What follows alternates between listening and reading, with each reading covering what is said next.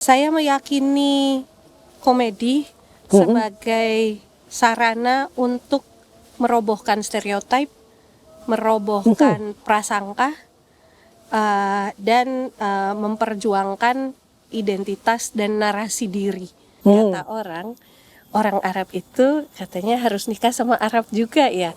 Kata saya, orang Arab, orang Sunda, orang Jawa, orang Minang, orang Bugis, orang Papua, orang manapun nikahnya harus sama apa?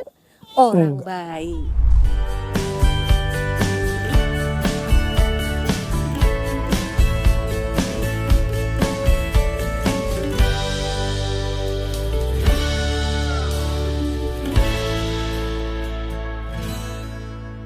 Kawan KNFI, kita sekarang berada di Good Talk, kembali bertemu di Good Talk dengan saya, Kang Maman, dengan setting yang lain. Saya berada di tengah tempat yang luar biasa mengasihkan, di Dusun Seroni, Kalisalak, di Jalan Semangka, Kabupaten Batang, di Rumah Bambu Fatima. Dan tuan rumah kita, dia bukan tamu saya, tapi tuan rumah yang justru saya tamunya adalah komedian, stand up komedian kita yang masuk dalam daftar perempuan paling berpengaruh di muka bumi versi BBC, Sadia Ma'ruf. Assalamualaikum. Waalaikumsalam warahmatullahi wabarakatuh. Akhirnya saya sampai ke sini juga. Sekali bisa berjumpa dengan kamu. Bisa bertemu. Sadia ini orang yang dulu ketika Suci Satu ya? Suci Satu stand up komedian Indonesia di hampir lupa. Kompas TV waktu itu. Saya ikut jadi mentor, salah satu yang saya andalkan, wow ada perempuan komedian berdarah Arab pula. Rasis banget ya, rasis banget. Yang saya berharap betul akan menerobos sampai ke puncak minimal 3 besar, tapi ternyata di tengah jalan harus berhenti. Sedemikian berat ya tantangan seorang komika perempuan berdarah Arab dan bergerak di dunia yang mungkin asing bagi keluarganya Sadia sendiri. Iya, betul sekali. Wah, mengingat kembali Suci Satu, Kompas TV. Kalau saya boleh cerita, teman-teman, saya pernah menulis bahwa I don't dare to dream gitu. I dare to work on what I love dan not giving up. Saya tidak berani bermimpi. Saya berani untuk bekerja keras atas apa yang saya cintai, dan dan kita lihat saja hasilnya akan kemana. Tidak menyerah. Saya berani bekerja keras atas apa yang saya cintai dan tidak menyerah gitu. Karena saya lahir dan dibesarkan di komunitas yang membuat saya berpikir bahwa keberhasilan bagi perempuan itu adalah keberuntungan gitu. Di tengah masyarakat yang seperti itu. Yang seperti itu, keberhasilan bagi perempuan adalah sebuah keberuntungan. Semata-mata keberuntungan. Semata-mata keberuntungan. Saya pun merasa demikian. Saya punya seorang ibu yang memperjuangkan pendidikan saya di tengah lingkungan masyarakat yang masih mempraktekkan perkawinan anak. Sahabat-sahabat saya saat SD itu ada yang usia SMP menikah, usia SMA menikah, sebagainya. Saya punya sahabat yang juara tenis meja. Seharusnya kalau dia meneruskan, perempuan ya, seharusnya kalau dia meneruskan bisa sampai pelatnas, saya yakin, karena sangat berbakat dari tingkat kota, kemudian provinsi. Di Pekalongan? Juara di Pekalongan ya. Tetapi kemudian menemui takdirnya yang lain, yang mudah-mudahan juga membawa kebahagiaan, karena kita kadang-kadang kan suka bias ya Kang Maman ya. Prestasi itu adalah kerja, adalah pendidikan tinggi sampai doktor dan sebagainya, sedangkan mereka yang menikah memilih mengurus anak-anak dan sebagainya dianggap sebagai kegagalan, dianggap sebagai ketidakberhasilan. Kamu kan punya bakat tenis meja, misalnya kenapa nggak diterusin ya. Mudah-mudahan belum konfirmasi juga, tapi tentu mendoakan kebahagiaan kawan saya tersebut. Artinya konteks saya demikian gitu, sehingga membayangkan menjadi stand up comedian pun tidak pernah terbayangkan. Tidak pernah. Waktu mendaftar di Suci Satu tanpa izin? tanpa izin. Diam-diam. Ya. Begitu keluarga lihat muncul di televisi, kaget. Begitu keluarga lihat muncul di televisi, kaget. Pada saat itu ayah saya juga, ayah saya adalah seorang kapten kapal nakoda, sehingga Kaget. sehingga memungkinkan saya Oke. untuk sembunyi-sembunyi juga, karena sering tidak ada sinyal di tengah laut, jadi nggak bisa dicek gitu. Dan tiba-tiba tahu. Dan tiba-tiba tahu, dan posisinya beliau pulang dalam keadaan sakit. Pada saat itu dalam keadaan sakit yang sedemikian berat, komplikasi diabetes, sempat stroke, kehilangan sebagian Kesadaran. memori dan sebagainya, sehingga posisi yang harus saya ambil adalah segera menyelesaikan pendidikan S2 saya dan membantu mama untuk jadi caregiver buat abah pada saat itu. Dan tidak menyesali peristiwa itu. Tidak menyesali peristiwa itu. Toh kemudian akhirnya orang tetap mengenal Sadia sebagai stand up comedian, bahkan BBC pun memberikan posisi yang sangat luar biasa. Iya. Saya tidak pada posisi untuk berandai-andai. Andai saja saya tidak Betul. berhenti di tengah jalan gitu. Andai saja saya melanjutkan dan sebagainya. Lagian kalau kita mau berandai-andai pun, katanya orang muslim nggak boleh berandai-andai. Setuju. Kalaupun kita mau berandai-andai sekalipun, rasanya tidak mungkin mengalahkan Rian Adriandi. Tidak mungkin. Dari segi skill udah jauh gitu, tapi Dan saya pun waktu itu sangat subjektif mungkin ya. Ada perempuan, maaf, berdarah Arab waktu itu, kemudian cara menyampaikan pesannya juga berbeda. Saya menganggap, wah ini menarik nih. Ini menarik nih. Subjektivitasnya adalah supaya tidak ada lagi stigma tentang perempuan Arab itu ada di dalam ruang publik, ada di ruang privat, bukan di ruang publik. Betul. Tapi tiba-tiba begitu diputuskan, saya langsung patah hati. Tapi tiba-tiba, kemana Sadia? Oh, dia mundur. Tapi entah kenapa saya selalu membayangkan ini orang pasti bisa di posisi yang lain nih. Ya. Begitu mendapatkan pengumuman tentang dirimu masuk di 100 perempuan ya. Iya. Paling berpengaruh di dunia yang versi BBC itu. Tuh kan dapat. Nah pertanyaannya, ketika akhirnya BBC lalu kemudian kamu tampil di berbagai negara, tetap sebagai stand up comedian, keluarga bagaimana? Silent disagreement ya. Oke, itu menarik tuh. Silent disagreement.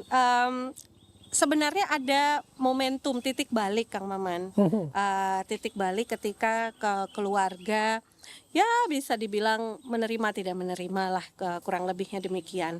Jadi setelah stand up comedy Indonesia Kompas TV, saya kemudian diajak oleh Mas Butet Kertarejasa untuk tampil dalam produksinya Koper.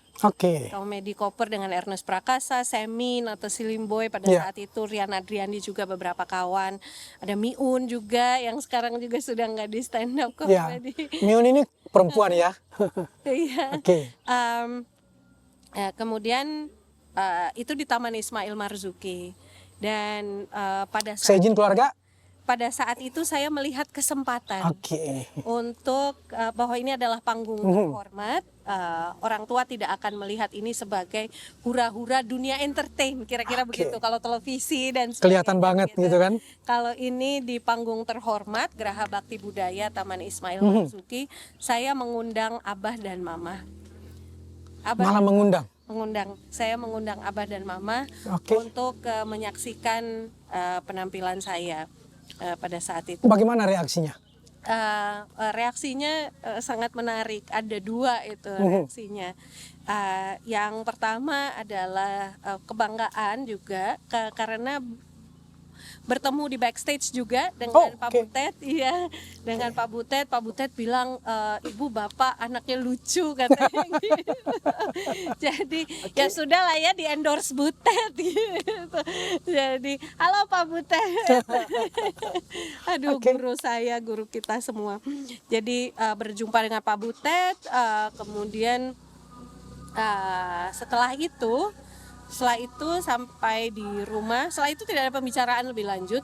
Setelah itu sampai di rumah, saya mengantar Abah ke rumah sakit seperti biasa, di Rumah Sakit Bethesda Yogyakarta pada saat itu, kontrol rutin ke dokter beliau, dan sambil ngobrol tiba-tiba beliau bilang, yang waktu itu kamu bilang di Taman Ismail Marzuki di Jakarta, kayaknya kalau seperti ini lebih lucu deh. Ya, kayaknya kalau kurang lebihnya seperti itu. Kemudian ada percakapan yang lain lagi. Percakapan dengan abah saya itu selalu adalah percakapan ruang tunggu rumah sakit.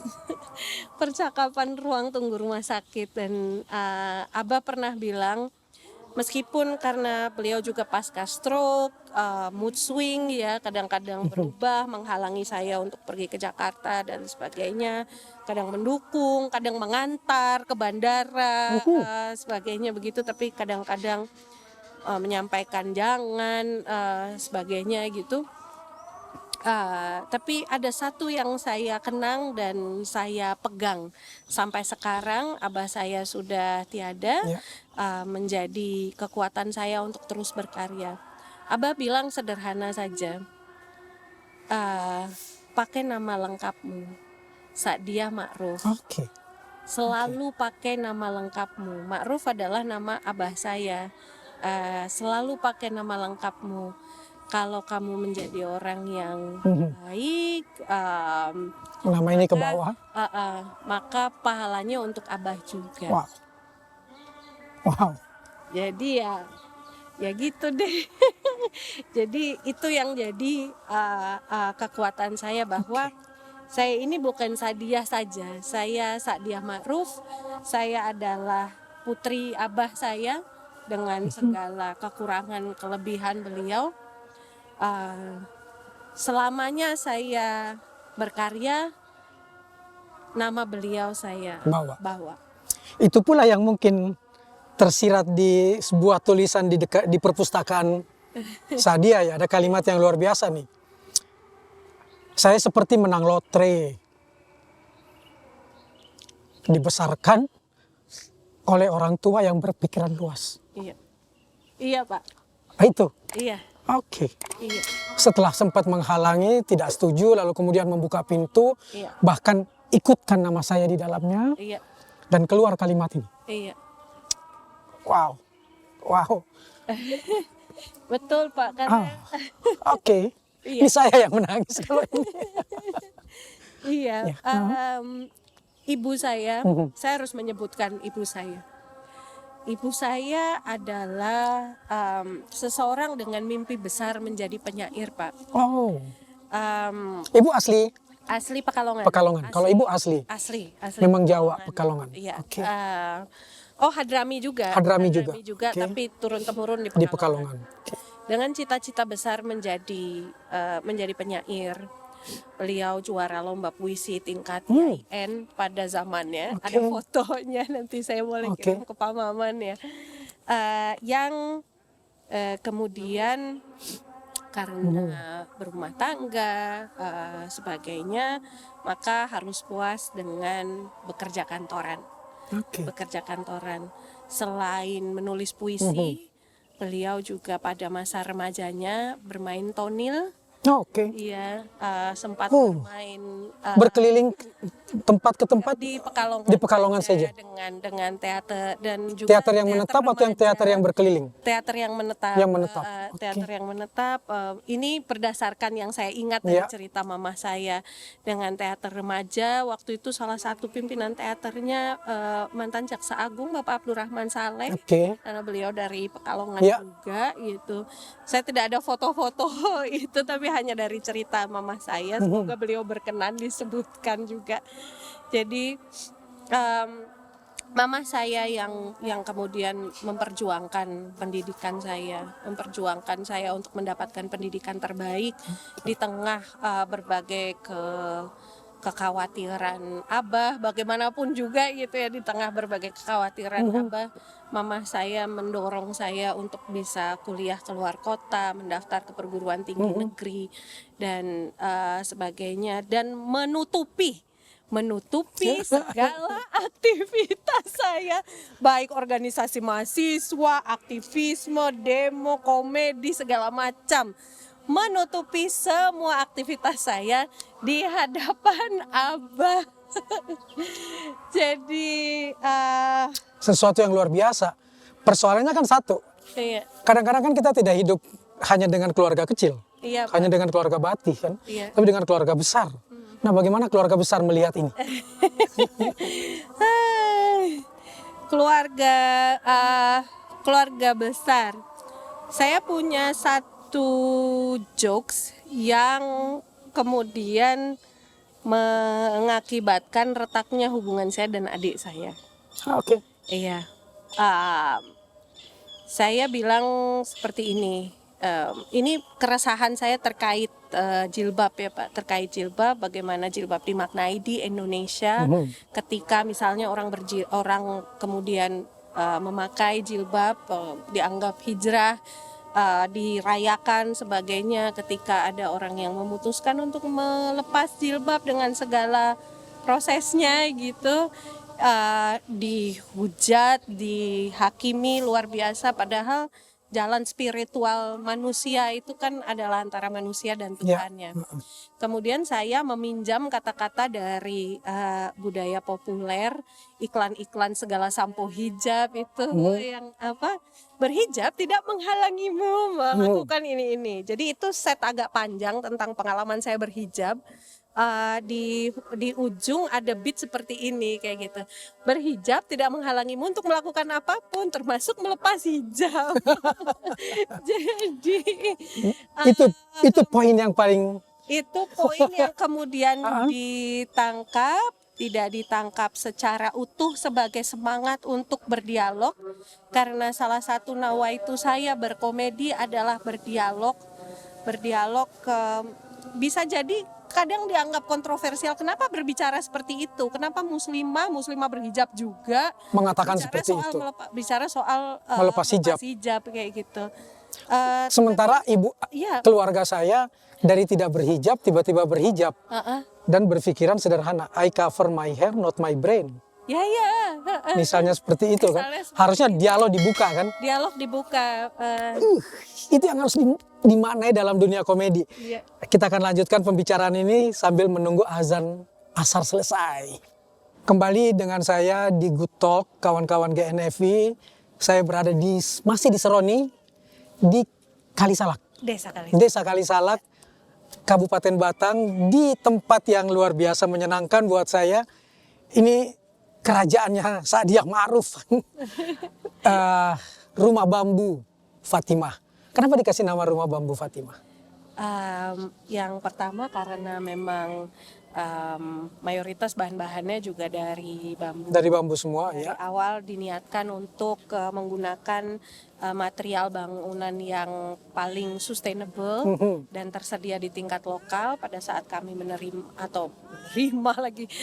pada saat kami membeli lahan ini itu di belakang di samping sungai semuanya sudah ada bambu besar-besar. Jadi kami manfaatkan bangunan pertama, pondok pertama di situ itu dengan bambu dari sini sendiri. Kemudian selanjutnya ya dari sekitar. Jadi itu yang pertama, rumah bambu menghidupkan kembali pengetahuan, Pak. Insya Allah niatnya demikian, menghidupkan kembali pengetahuan dan tradisi bambu yang sedemikian mengakar di desa. Di masa lalu rumah-rumah di desa itu selalu dengan bambu, dengan dinding gedek gitu ya. Dan kalau di Makassar namanya gamaca, yang dinding gedek itu kan. Dinding gedek dan hangat, karena kata suami saya yang insinyur teknik sipil juga, bambu itu insulasi. Sehingga kalau malam dia menyerap dingin, di dalam rumah tidak terlalu dingin, ketika siang dia melepaskan dingin itu menyerap panas yang di luar sehingga di dalam tetap adem. Jadi menjaga temperatur di dalam. Itu yang kami niatkan, menghidupkan kembali pengetahuan tentang bambu, pengetahuan tentang rumah bambu. Alhamdulillahirabbil alamin. teruji gempa 2 bulan. waktu gempa yang itu lalu, ini lewat. Batang, Oke. iya, ini pusatnya di Kalisala sini. Oh, di Pak. sini? Ya, pusatnya di sekitar Oke. Kalisala di sini.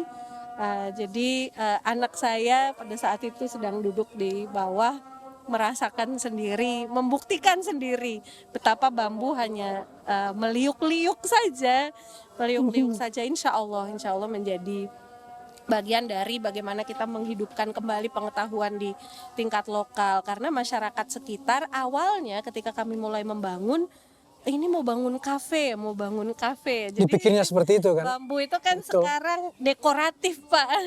Iya, dianggap dekoratif, Dekoratif. bukan tempat tinggal. Padahal buat orang-orang Asia, filosofi itu bambu itu kan luar biasa. Iya, Pak. Tidak cuma bagi orang Indonesia, Jepang punya filosofi bambu, Cina punya filosofi bambu. Kita lihat lukisan-lukisan mereka juga kan. Betul, Pak. Lalu kita mulai melupakan itu dan Sadia memunculkan itu. Sementara Fatima itu nama buah hati kan? Nama putri kami. Putri. Dan seperti Sa'diah Ma'ruf, Abah menitipkan nama beliau pada saya, maka saya menitipkan sebagai simbol, menitipkan perawatan alam lingkungan bumi segala isinya kepada generasi berikutnya. Sehingga bukan hanya nama anak, tetapi kerja-kerja perawatan, custodianships, mewariskan custodianships pada generasi berikutnya. Oke. Itu yang menarik.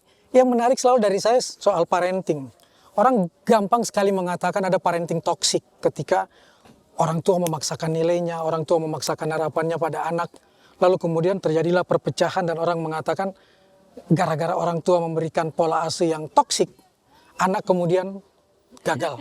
Anak kemudian menjadi tidak seperti yang diharapkan, malah melakukan perlawanan. Sa'diah berhasil. Buat saya, perlawanannya seperti tadi. Tidak usah dibenturkan, tapi justru kemudian memberikan banyak bukti yang akhirnya pada satu titik Bapak dan Ibu mengatakan ya memang di sini Sa'diah gitu loh. Ini pelajaran buat siapapun, Gen Y, Gen Z, generasi beta nanti yang datang ini. Amin, insya Allah. Bagaimana ya cara kita untuk tidak dengan mudah mengatakan ini parenting toksik. Ketika terjadi benturan belum tentu toksik kalau kita mampu berdialog. Selalu yang ditawarkan oleh Sa'diah kan, bahkan di stand up comedy kan adalah ini ruang dialog. Bagaimana bisa ini juga ditularkan kepada anak-anak sekarang yang tidak mudah mengatakan begitu dilarang langsung ini parenting toksik nih. Kalau saya tidak salah, katanya Khalifah Ali bin Abi Thalib kan, anak di Khalifah Ali bin Abi Thalib atau hadis ya itu. Cut deh. Nggak apa-apa. Jangan quote agama salah. Jangan. Kayak gitu. Yang ini dipotong yang langsung ke quotes-nya aja. Iya. Oke. Anak adalah anak zamannya sendiri, anak zamannya sendiri. Ada kutipan bahwa anak itu dibesarkan di zamannya sendiri. Maka kalau kita berpikir terbalik, Pak Maman, maafkanlah orang tua kita yang dibesarkan pada zaman mereka. Maafkanlah orang tua kita atas keterbatasan pengetahuannya terhadap kehidupan kita sekarang. Bagi saya tidak pernah merasa membentur tembok, Pak Maman. Saya merasa selalu ada jalan memutar. Meskipun jalan memutar tersebut berisi, ini tidak untuk diteladani ya, berisi serangkaian, mudah-mudahan jangan dianggap berbohong, berisi serangkaian menyembunyikan gitu ya, serangkaian strategi menyembunyikan aktivitas saya, merintis beberapa hal yang menjadi keyakinan saya, yang menjadi cita-cita saya, berorganisasi pada saat itu kan masuk kuliah pasca reformasi juga, meyakini demokrasi, meyakini freedom dan human rights yang sudah kita perjuangkan sedemikian berat gitu. Termasuk soal kesetaraan gender. Termasuk soal kesetaraan gender, jangan sampai kemudian mundur kembali, nggak usah cerita sekarang lah ya. Jadi tapi jalan memutar, jangan pernah merasa terbentur tembok, selalu ada jalan memutar. Itu yang menarik tuh, jangan pernah merasa tidak ada lagi jalan lain, ada jalan memutar, dan kita kemudian bisa membuka ruang-ruang dialog kan. Dan juga kita bisa bilang orang tua kita juga bukan tembok kok. Yes. Dia juga bisa diajak berdialog gitu kan, dikasih lihat buktinya, sehingga pada satu titik seorang ayah pun sampai dari menentang tiba-tiba mengatakan dalam perjalananmu nanti jangan pernah lupa membawa nama lengkapmu, dan di situ ada nama saya. Itu kan sesuatu yang luar biasa banget kan. Ada titik temu di situ. Sama ketika saya masuk ke dalam perpustakaan yang tadi, di sini tokoh-tokoh perempuan feminis dari berbagai negara, di sampingnya tiba-tiba buku-buku dunia komedi, bisa disatukan dua itu oleh seorang Saadia Ma'aruf. Sehingga buat saya Saadia Ma'aruf bukan pustakawan, tapi mampu menempelkan dua hal yang ada dalam dirimu menjadi satu, gitu kan? Itu naluriah saja atau ini memang harus berdampingan nih? Ini dua dunia komunikasi yang sebenarnya bisa diselaraskan dan bisa saling mengisi. Saya meyakini komedi sebagai sarana untuk merobohkan stereotip, merobohkan prasangka, dan memperjuangkan identitas dan narasi diri. Wow, ini sih dalam ya. Oke. Melalui komedi saya merasa bisa menarasikan cerita saya sendiri. Saya bukan korban dari kisah hidup saya. Dan garis bawah ini nih, bukan korban dari kisah hidup saya. Dan saya mendapatkan pemahaman tersebut sebagiannya dari gerakan dan perjuangan perempuan. Ketika patriarki terasa seperti membentur tembok, tidak dapat ditembus, sikap-sikap misoginis, mulai dari yang kekerasan terang-terangan, kekerasan seksual, femisida, sebagainya, hingga yang terbawah di piramida tuh humor-humor seksis. Seperti yang dialami ibu saya. Seperti yang dialami ibu saya 38 tahun menjanda dan jadi bahan bercandaan. Janda sebagai hati-hati dengan janda. Padahal ibu saya nggak bergerak apa-apa misalnya seperti itu. Itu yang juga dilawan oleh. Maka gerakan perempuan salah satunya adalah memposisikan perempuan menjadi berdaya, mampu menarasikan dirinya sendiri, dan tidak menjadi korban atas kisah hidupnya. Itu yang dirasakan ibu saya juga. Sampai-sampai ibu saya bilang saya nggak mau ditulis. Makanya saya baru menulis ini setelah ibu saya meninggal. Karena ibu saya mengatakan saya bukan korban. Dan ini memang garis yang harus saya jalani.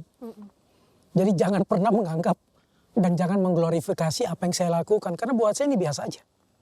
Ini biasa aja, tidak harus diglorifikasi, dan memang perempuan seperti ini harusnya. Jadi ya nggak ada yang lebih. Yang saya inginkan cuma satu, bahwa semua perempuan harus juga diperlakukan bukan untuk dilebihkan, tapi untuk sama-sama setara, sama-sama diberi kesempatan. Itu yang ibu saya selalu sampaikan. Padahal ibu saya cuma lulusan SMP, menjanda di usia 31 tahun dengan 5 orang anak, menikah muda di umur 14, tidak pernah mengganggu siapapun, tapi juga diganggu. Bagaimana ibu saya sudah membeli alat untuk bermain voli supaya bisa 5 lawan 5, ada kolam komunitas. Tapi orang takut sehingga ibu saya bermain voli 1 lawan 1. Pertama kali dengan dirinya sendiri, dia ngapungkan bola, dia seberang ke sana, dia balas, dia balik lagi ke sini. Self care loh Pak, kalau kata anak sekarang. Itu kan ya? Menjaga well-being. Itu Pak. Dia. Ibu saya nggak ngerti istilah itu, tapi dia melakukan itu tanpa malu gitu kan.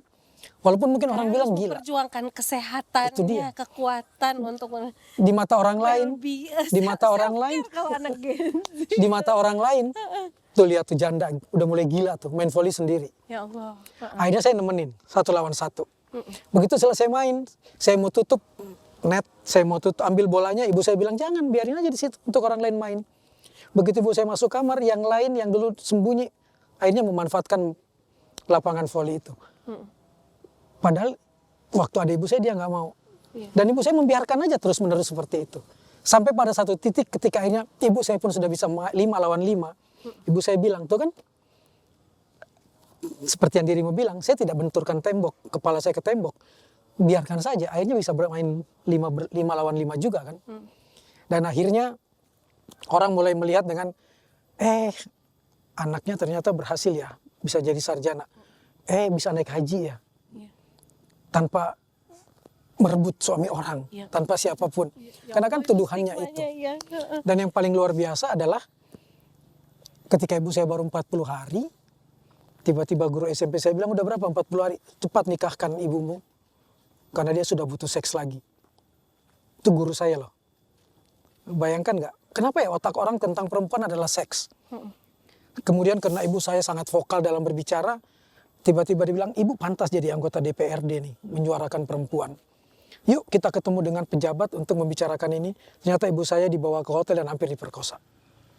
Dan ibu saya lari dari hotel ketemu saya dan lagi-lagi apapun ibu saya kemudian mengatakan, kalau kita laporkan Man, yang malu pasti saya. Yang malu pasti anak-anak. Karena apa? Kok mau diajak sama laki orang pergi ke sana? Walaupun justru karena saya menghormati orang itu dan percaya sama orang itu, saya bukan berarti siap untuk ditiduri dan lain sebagainya. Tapi pandangan orang, dia punya nama, saya bukan siapa-siapa, bahkan janda, nanti makin kental sebutan janda itu.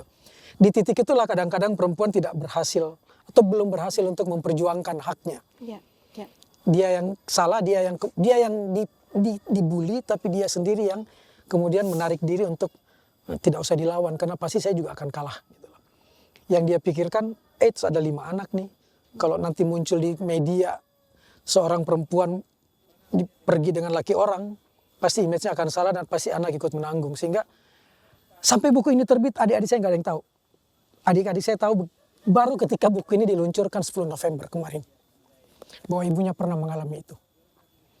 Jadi betapa kita harus berjuang ya untuk di masyarakat yang patriarki ini untuk kemudian memperjuangkan soal kesetaraannya. Dan itu kan yang juga dirasakan oleh Sadia kan? Iya Pak. Kalau melihat buku-buku yang dikoleksi tadi, dari Nawal El Sadawi, buku yang menyadarkan saya dari perempuan di titik nol itu, sampai kemudian buku penyair Kanada Lebanon ini, yang saya ingin merasa malu hari ini karena saya memuji buku ini bagus dan sudah di Indonesia kan, dan ternyata penerjemahnya adalah dia. Memalukan. Saya menikmati tapi kemudian saya tidak tahu siapa penerjemahnya. Ternyata Sadia Ma'ruf sendiri dan kami satu penerbit, bayangkan nggak? Iya. Perjuangan-perjuangan seperti ini ya lewat puisi Toni Morrison dengan kalimat-kalimat pendeknya. Dan ternyata Di fiksi kita bisa menang. itu dia. Pahlawan. Itu yang menarik yang saya diajarkan oleh Sapardi Djoko Damono. Di komedi saya bisa menang. Itu dia. Dalam hidup saya tidak selalu menang. Itu dia. Saya selalu berkelakar kalau diperkenalkan 100 perempuan berpengaruh. Sampai hari ini saya tidak bisa mempengaruhi keluarga saya. Tapi berpengaruh di dunia, nggak apa-apa dong. Gitu. Itu dia. Itu yang menarik. Dan Sapardi, ketika saya bikin, Pak Sapardi saya harus menghormati dia, punya buku Ali Wahana. Ketika saya bikin skripsi di kriminologi tentang trafficking, dia bilang, nggak ada gunanya. Kalau skripsimu itu cuma teronggok di perpustakaan Universitas Indonesia. Jual kepada publik ide-ide itu. Tapi nggak laku. Karena bentuknya skripsi kaku. Dia bilang baca buku saya, Ali Wahana. Maka lahirlah skripsi dalam bentuk fiksi. Di sini perempuan itu menang. Kata Sapardi Djoko Damono. Di sini perempuan itu menang. Di fakta kata dia, belum tentu kita menang. Sapardi selalu meyakini. Hari ini dia di fiksi menang. Besok dia akan menang di fakta. Ini abadi gitu loh. Karena buat Sapardi satu, fiksi itu kadang lebih fakta dari fakta. Fiksi itu kadang lebih fakta dari fakta. Kita tidak berani mengungkapkannya di dunia faktual, kita sampaikan di dunia fiksi. Dan yang baca bukan cuma orang Indonesia. Iya. Bukan cuma orang di Batang, tapi orang di luar Batang pun baca. Dan di titik itu sebenarnya kita sudah melakukan perjalanan menuju kemenangan. Kamu percaya dengan pernyataan Pak Sapardi kepada saya ini? Iya Pak. Iya Pak. Sangat percaya. Kemenangan kecil saya adalah menikah dengan suami saya.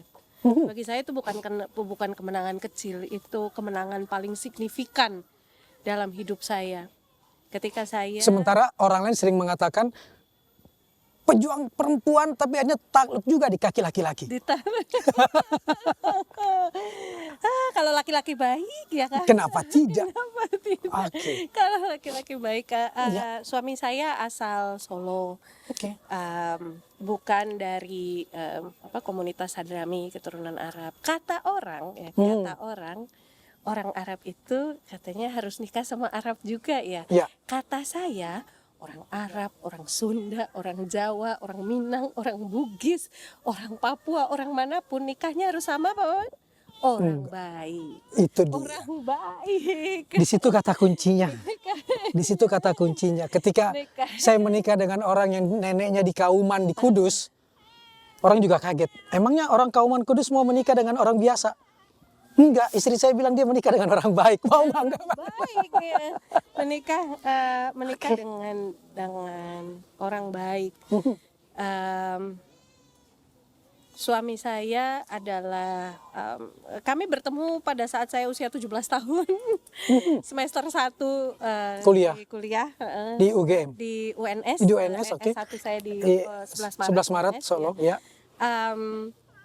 Pada saat saya berusia 17 tahun, saya semester 1, dia sudah mau lulus. Fakultasnya beda. Fakultas Satunya beda, teknik sipil. Satunya sastra Inggris. Sastra Inggris, oke. Iya, kami berdua bertemu sama-sama aktivis mahasiswa di suami saya Muhammad Sobar kemudian mengajak saya berbincang pada saat itu, membaca buku bersama, modus lah ya. Ada yang sebelumnya saya kira modus belaka gitu, kemudian satu dan lain hal, kami tidak berjumpa kembali lebih dari 12 tahun, 15 tahun bahkan. Kemudian di sebuah kegiatan alumni, suami saya bertemu dengan mutual friend, dengan kawan sahabat sama-sama di organisasi. Sobar, kamu belum menikah gitu. Kamu belum menikah. Kemudian belum bang. Terus si abang ini bilang, menikah saja sama Sadia.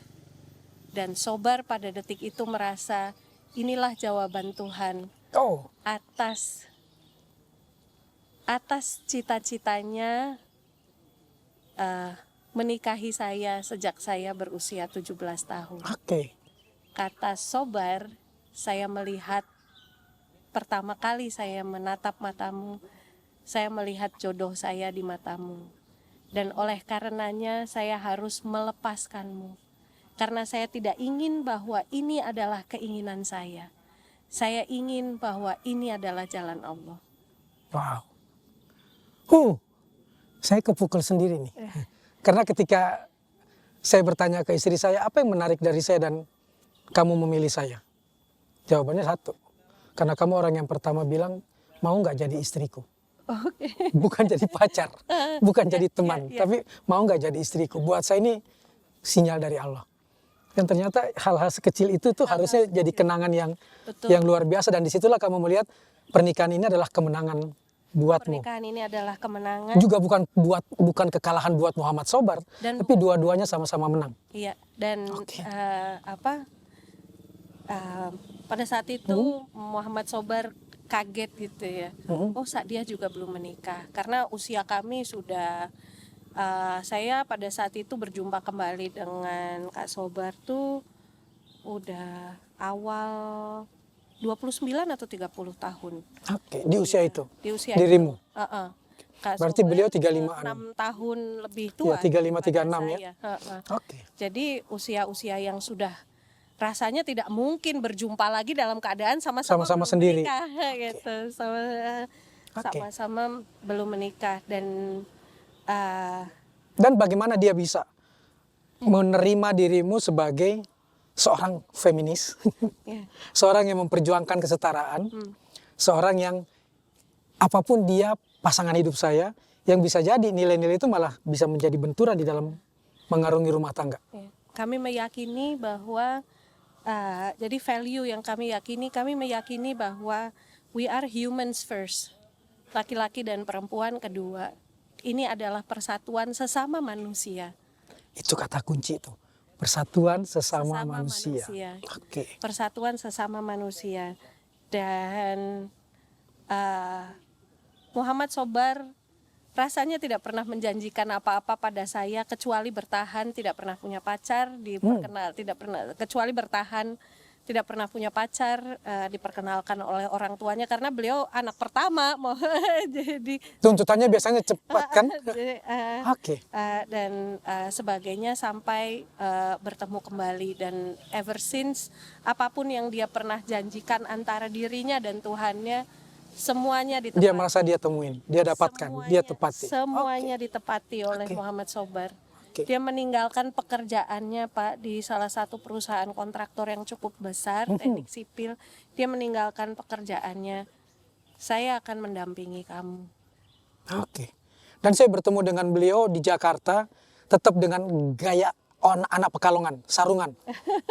Untuk menemani beliau datang ke stasiun televisi, kita syuting bareng, saya melihat ada laki-laki di sana sarungan, ini pasti anak Pekalongan. Dan alhamdulillah akhirnya terbentuklah istana rumah bambu Fatimah ini, yang niatnya sedari awal dikatakan oleh dia sebagai rumah untuk pemberdayaan bersama. Rumah untuk pemberdayaan bersama. Itu dia.